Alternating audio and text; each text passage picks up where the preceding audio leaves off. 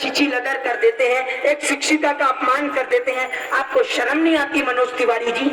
और आप यहाँ बंगाल में बंगाल की जनता से वोट मांगने के लिए आए हैं। बंगाल की जनता वाले गद्दार नहीं। और जो लोग देश के अंदर कहते हैं ना कि टुकड़े टुकड़े गैंग देश को बांटने के लिए, तो देश के अंदर टुकड़े टुकड़े गैंग और देश को बांटने वाले देश के नेता हैं, जो रहते इस देश में हैं, खाते इस देश का है, लेकिन पसंद उन्हें पाकिस्तान की बिरयानी आती है।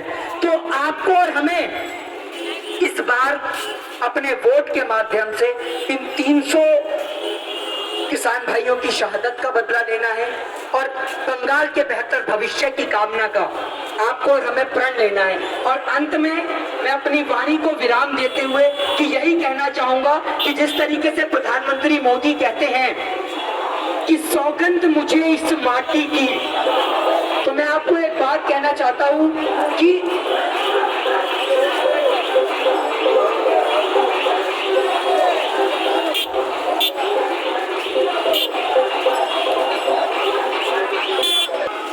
कह रहे हैं कि 10 मिनट आप और बोलिए। बिल्कुल, देखिए देश के अंदर बोलने का प्रश्न एक ऐसा है कि आज देश के अंदर अगर एक पढ़ा लिखा व्यक्ति बोलेगा नहीं, लिखेगा नहीं, तो आप लोग ये सोच लीजिए कि आपके ऊपर और हमारे ऊपर चाय वाले और समोसे वाले ही राज करेंगे।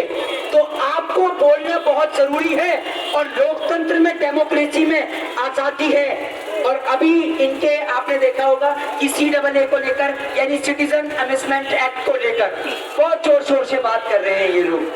एक बात आप मुझे बताइए प्रधानमंत्री मोदी जी कि आपकी पार्टी में जो बांग्लादेशी हैं उनको तो आप पार्टी से बाहर नहीं निकालते। कि मतलब अगर कोई पार्टी में आ गया, भाजपा में अगर कोई बांग्लादेशी आएगा तो वो बांग्लादेशी नहीं कहलाएगा, वो देशभक्त कहलाएगा है, और बाकी जो है वो देशद्रोही हैं। तो पहले आप अपनी पार्टी से सफाई शुरू करिए ना। और एक बात मुझे बताइए, एक रिपब्लिक भारत के पत्रकार थे, आपने सुना होगा, अब तो खैर वो नजर नहीं आते हैं, जब से जेल दर्शन हुए, जेल यात्रा हुई है, उनकी थोड़ी सी आवाज कम हो गई है। वो उनका एक कार्यक्रम आता था, बड़ा फेमस सा था, थूकता है भारत करके, कुछ थूकता है भारत, मेरे को नाम नहीं याद आ रहा, यही था शायद, थूकता है भारत था या कुछ और था। हाँ जी जी जी, हाँ थूकता ही भारत का, यही था शायद उनका कार्यक्रम। बिल्कुल, तो थूकता है भारत में अर्नब गोस्वामी जी कहते हैं कि मुझे ड्रग दो, ड्रग दो, ड्रग दो, मुझे ड्रग चाहिए। आज जब भारतीय जनता पार्टी की नेता इन कोकिन के साथ में पकड़ी जाती हैं, तो माननीय महोदय अर्नब गोस्वामी जी, आज आपको कोकिन कोकिन और कोकिन नहीं चाहिए क्या? या खाली आपको ड्रग ही नजर आता है? आज आपको कोकिन नहीं नजर आ रहा कि जब भारतीय जनता पार्टी की नेता इन कोकिन के साथ में पकड़ी जा रही है? और आप किन लोगों से महिला सुरक्षा की बात कर रहे हैं? इन लोगों से कि जिनकी पार्टी के MLA बलात्कारी हैं, कुलदीप सिंह सेंगर, चिन्मयानंद, नित्यानंद, बहुत लंबी सूची है। इतनी लंबी सूची है कि रात हो जाएगी और दिन भी हो जाएगा, लेकिन इनके बलात्कारियों की सूची खत्म नहीं होगी। एक बात आप मुझे बताइए कि देश के अंदर आप एक रिवॉल्वर लगाकर जाते हैं, जैसा कि दिल्ली आप जाएं या बंगाल जाएं, तो आप ये रिवॉल्वर अगर लगाकर जाएंगे ना, तो आप एक रिवॉल्वर लगाकर दिल्ली का बैरिकेड क्रॉस नहीं कर सकते।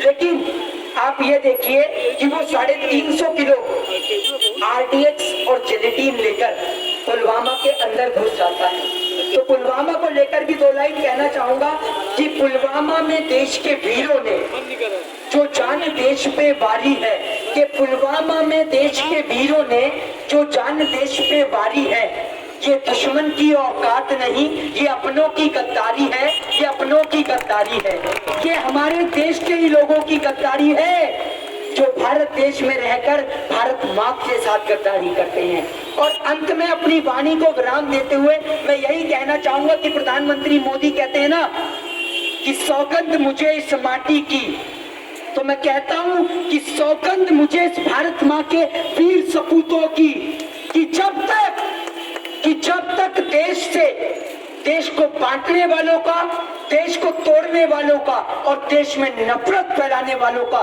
सफाया नहीं कर दूंगा, तब तक हम लोग रुकेंगे नहीं। चाहे इसके लिए अगर हमें अपने प्राणों को न्यौछावर करना पड़े, तो ये हमारे लिए सौभाग्य की बात है। कि हमने देश के खातिर अपने प्राणों को न्यौछावर करा, क्योंकि जिस व्यक्ति का जन्म हुआ है उसकी मृत्यु निश्चित है, मरना निश्चित है। तो क्यों ना सच का साथ देकर मरा जाए, क्यों ऐसे बुज़दिलों की तरह, कायरों की तरह मरा जाए। सच का साथ देकर मरेंगे ना, इन जैसे लोगों से डरकर क्यों मरेंगे, क्योंकि ये देश किसी के बाप की जागीर नहीं, ये देश आपका और हमारा है। आपने और हमने, आपके और हमारे पूर्वजों ने इस देश को अपने लहू से आजाद कराया है, तो इस देश को वापस हम गुलाम नहीं बनने देंगे। और इन चंद लोगों की तो औकात क्या कि इस देश को बांट दें। और बहुत से लोग कहते हैं कि हर जगह पहुंच जाते हैं, मुंह उठाकर हर जगह पहुंच जाएंगे। क्या काम है इनका, हर जगह पहुंच जाएंगे राजनीति करने के लिए। तो एक बात आपको बता दूं कि जिस तरीके से जब घर की छत से पानी टपकता है ना, तो हम उस घर की छत का इलाज भी करते हैं, उससे किसी बाहर वाले से मदद नहीं मांगते उस घर की छत का इलाज कराने के लिए। तो मेरे लिए मेरा पूरा हिंदुस्तान मेरा घर है, और कोई भी इस घर में नफरत फैलाएगा, जाति और धर्म की बात करेगा, तो नफरती चिंटुओं को अपने घर से खदेड़ने का काम भी आप और हम मिलकर करेंगे। जय हिंद, जय भारत, वंदे मातरम। और अंत में एक बार फिर हमारे देश के वीर शहीदों को कोटि कोटि प्रणाम करूंगा। राजगुरु सुखदेव और भगत सिंह को उनके चरणों में नमन करूंगा, और देश के उन तमाम वीर सपूतों को, उन माओं को मैं शत शत प्रणाम और नमन करना चाहूंगा जिसने इस देश के अंदर ऐसे वीरों को जन्म दिया। जय हिंद, जय भारत, इनकलाब, इनकलाब। देखिए भगत सिंह आज आपके और हमारे बीच में नहीं है। देखिए मैं इतनी देर से बोल रहा हूँ, शायद अगर आप इनकलाब जिंदाबाद बोल देंगे तो ऊपर बैठे भगत सिंह भी आज सोचेंगे कि कम से कम लोग हमें, जिसलिए हमने आजादी फांसी का फंदा चूमा, वो लोग हमें याद तो करते हैं। तो एक बार सभी लोग साथ में मिलकर बोल दीजिए, इनकलाब, इनकलाब, इनकलाब। जय हिंद, जय